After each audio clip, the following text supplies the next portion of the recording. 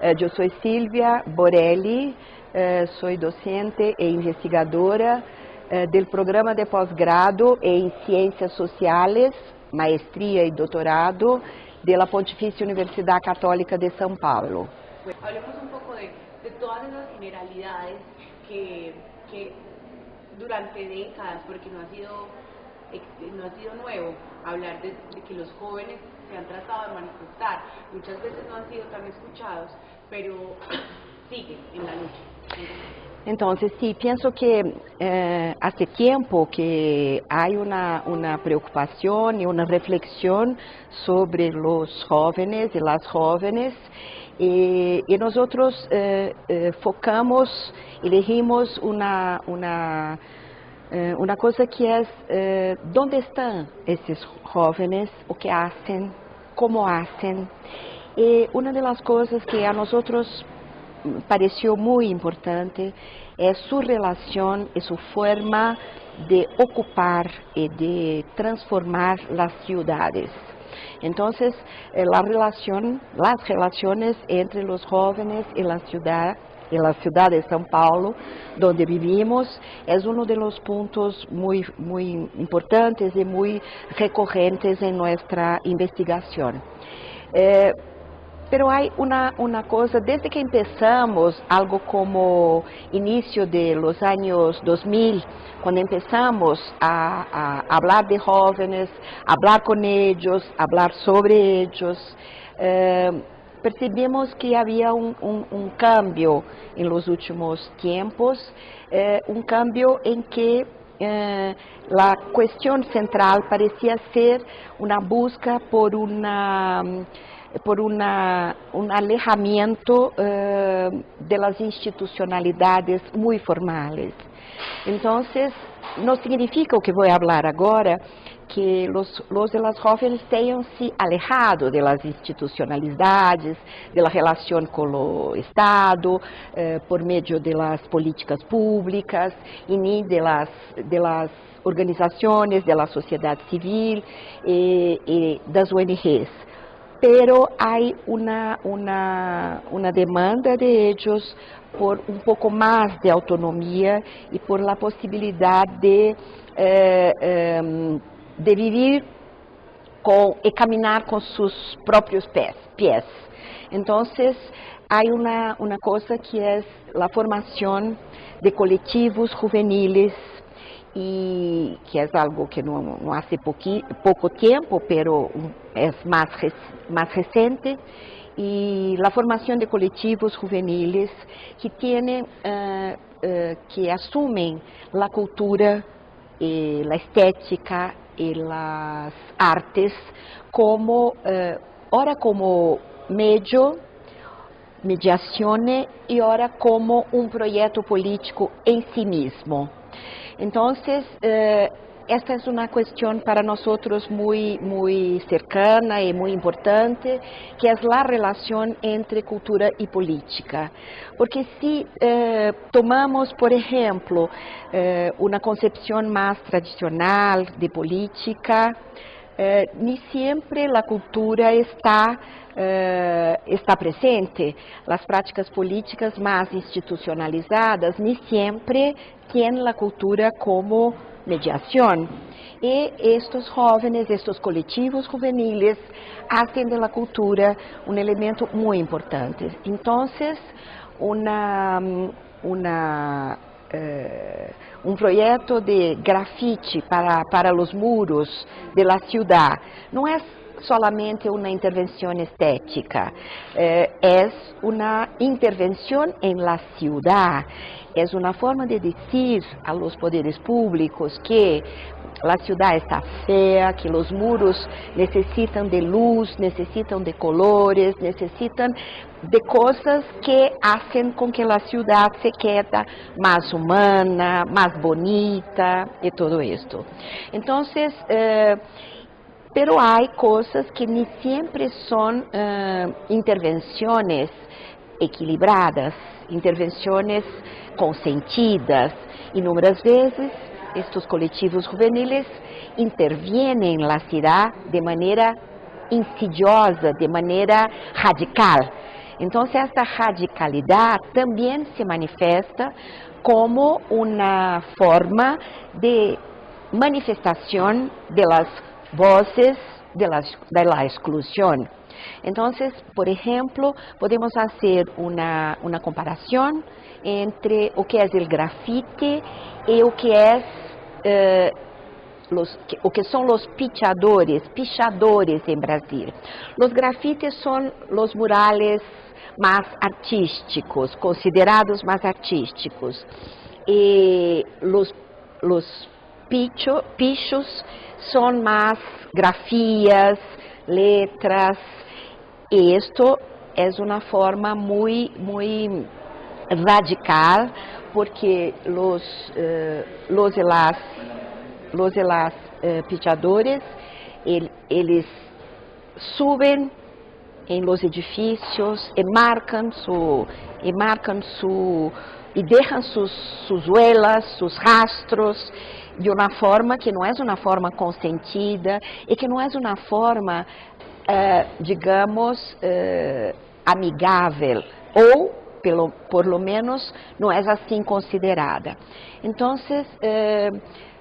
hablamos e analisamos estas formas, e não solamente formas de ocupar a cidade, pero como formas, por exemplo, em Brasil estão muito presentes os slams, que são batalhas de poesias em la calle. Batalhas de poesia em que o próprio grupo configura quem vai decidir qual é a nota que cada poeta ou a poeta. Então, são batalhas de poesia.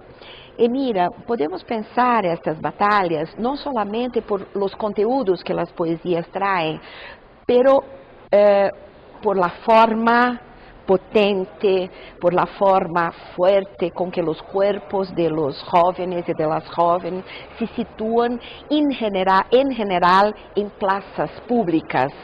Entonces, ellos toman un espacio de una plaza pública y tiene, por ejemplo, algunos grupos hacen esto con regularidad, todas las semanas, y hacen batallas que são locales, depois mais amplias, depois estaduais e depois internacionais.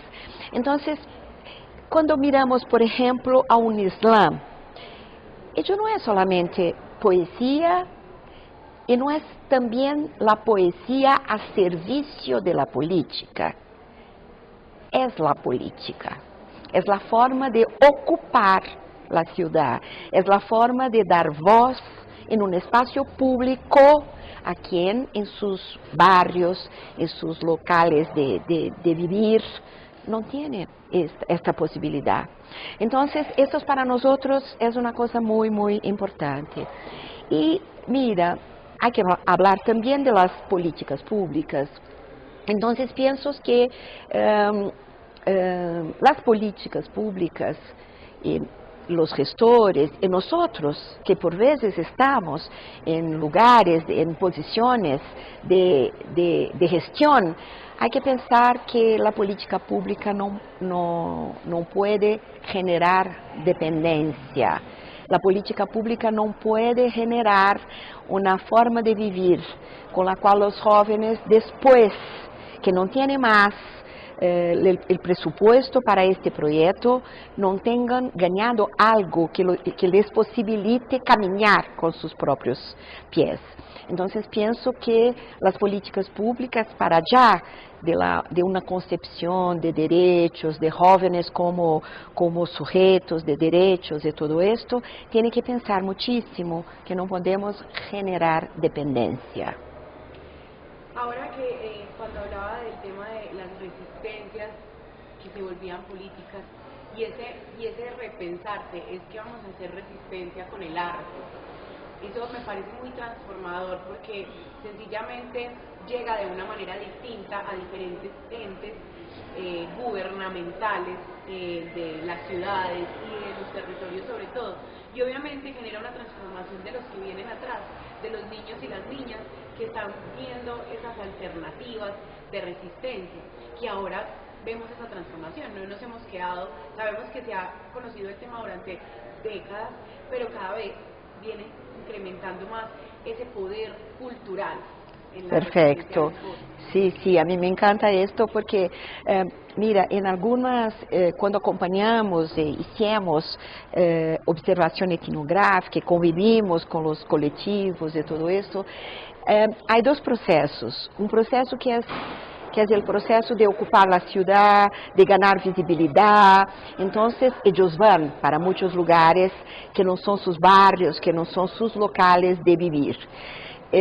Pero hay, en general, también momentos en que ellos están en sus propios lugares, en un espacio cerquita de una calle, y ellos hacen cosas en sus propios barrios. Entonces, mira, ahora con tu observación y con tu pregunta, yo me recuerdo de un grupo que estuvimos juntos y que ocupaba un espacio muy pequeño en la confluencia de varias calles y se cerraba con aquilo que en Brasil chamamos beco. Beco es un espacio donde las calles están, pero no se cierran allí. Y ellos hacían cosas con hip hop, entonces con graffiti, con la música, y en fin, con varias de las manifestaciones culturales y estéticas de hip hop. Y los niños y las niñas, desde muy pequeños, estaban presentes. Entonces era una forma de ocupar el espacio de sus lugares, de sus barrios, y hacer, implementar proyectos que los niños y las niñas ya van aprendiendo a vivir con las manifestaciones culturales y a transformar sus espacios que el Estado abandona y que los alcaldes muchas veces vivimos ahora muy cerquita, hace un año en São Paulo, el nuevo alcalde pintó todos los muros de grafite de gris. Entonces, los colores y todo aquello, el trabajo, y todo se tornó gris. Y la ciudad se quedó gris. Entonces, mira, hay conflictos porque, en general, los poderes públicos no quieren comprender o que es necesario. Y por veces quieren hacer o construir o proponer políticas que no tienen a ver con las demandas, los deseos, los sueños de los que allí viven. Para un país como Colombia, todo lo que usted me cuenta que pasa en Sao Paulo, muchas de las cosas lo reconozco que pasan también, por ejemplo, en mi ciudad, Medellín.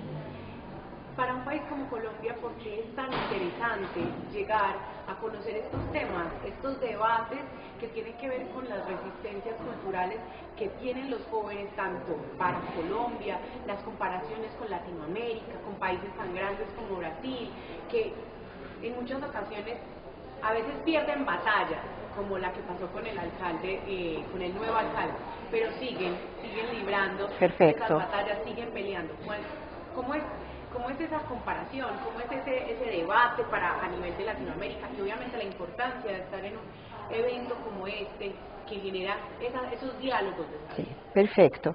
Sí, para mí la tercera Bienal tiene una propuesta que para mí es perfecta. Es la temática de la reexistencia, reexistir. Porque yo pienso que en la vida cotidiana, la producción de la cultura en la vida cotidiana, los colectivos juveniles hacen movimientos que son muy diversos, por veces conflitan de manera muy fuerte y es una resistencia muy explícita, y por veces pierden, no ganan la batalla, tienen que negociar, tienen que recuar, pero vuelven una vez más. No paran, no dejan de hacer con que sus propuestas desapareçam.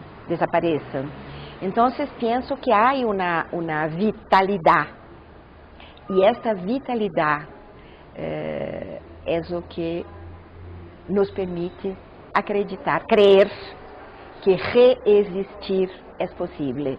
Entonces pienso que esta tercera Bienal, para allá de la perfecta organización, de la hospitalidad, como ustedes son anfitriones perfectos, buenísimos, todo muy organizado, y para nosotros que venimos de otros sitios, es un privilegio estar aquí, en Manizales, en la universidad, en la relación con el CINDE. Entonces, pienso que la temática del reexistir es perfecto. Y yo concordo contigo, por más que seamos países muy diversos, digamos, con focos muy diversos, porque mira, cuando pienso la cuestión de la paz en Colombia, el problema de la guerra. Mira, en Brasil no tuvimos una guerra, no tenemos una guerra, o no tuvimos una guerra como ustedes tuvieron en Colombia, pero tenemos la guerra entre las fuerzas de seguridad, la guerra contra los jóvenes negros de 19 a 29 años, que son los que más mueren en las manos de la policía. Entonces hay una guerra que no, en Brasil que no es que no tiene el mismo, digamos, las mismas características, pero son muy semejantes, porque ellas assassinan jóvenes com características específicas de los jóvenes excluídos de um sistema que não propone um lugar para eles, pero eles buscam, lutam por seus próprios lugares. Então, penso que, mesmo com realidades muito diversas, penso que o que hacemos aqui em Manizales, nesse momento da Bienal, é tentar, a cada 2 anos que nos encontramos, tentar construir, se não um projeto homogêneo para a América Latina, pero tentar construir puentes que nos permitam construir projetos que digam, mira, mesmo que seja Colômbia, mesmo que seja Brasil, mesmo que seja México, o que podemos fazer com as características? E há características comunes, que são estas de los jóvenes e que não têm lugar nesta sociedade globalizada, nesta sociedade de mercado, onde as relações são formatadas, caracterizadas por las relações de mercado. Pero eu não lo creo que haga uma direção única do Estado neoliberal, do Estado e das relações de mercado. Fatal, é fatal, pero aqui há uma vida, há algo que pulsa, algo que viene a la contramano del modelo hegemónico dominante. De esta Bienal, que ya estamos casi en el último día, ¿cuál es la reflexión más significativa que usted puede sacar, aparte de lo que me dice de poder conocer las diversidades de cada país y encontrar un lenguaje unitario para todas y todos? ¿Qué otra reflexión podría sacar? Mira, siempre unitario, lleno de lo diverso. Siempre una propuesta que sea capaz de contener las diversidades. Entonces, esto es fundamental. Ahora, mira, yo pienso que aquí se piensa desde la abertura hasta todo que yo tengo acompañado, porque por las tardes yo me quedo en mi grupo, entonces no estoy en todas las cosas. Pero yo pienso que hay un enfrentamiento, que es el enfrentamiento de la desigualdad. Entonces pienso que el tema de la desigualdad es el tema, porque mira, no es solamente pensarmos que hay que enfrentar la pobreza, pero hay que enfrentar también esta cada vez mayor espacio de diferencia entre los que tienen todo, los que tienen muy poco y los que tienen casi nada. Entonces, el enfrentamiento de la desigualdad para mí es un reto, un desafío fundamental. Muchas gracias. Es de verdad emocionante escucharla. Oh, muchas gracias. ¿Fue lo que ustedes esperaban? No, más de para gratitud. Listo, entonces empezamos. Bueno, entonces lo que le falta. Entonces, mira, yo pienso que para allá de las reflexiones teóricas, de los debates y de aquello que hace con que las cuestiones epistemológicas y las cuestiones de producción de conocimiento avancen, yo tuve aquí en Manizales en esa vez una experiencia increíble, que fue me quedar por 2 días en Jardín Botánico, en la Universidad de Caldas. Es un proyecto que está en la agenda de la Bienal, con colectivos de infancias y colectivos juveniles, varios de ellos involucrados con la política, involucrados con la cultura, involucrados con cuestiones étnicas, de género.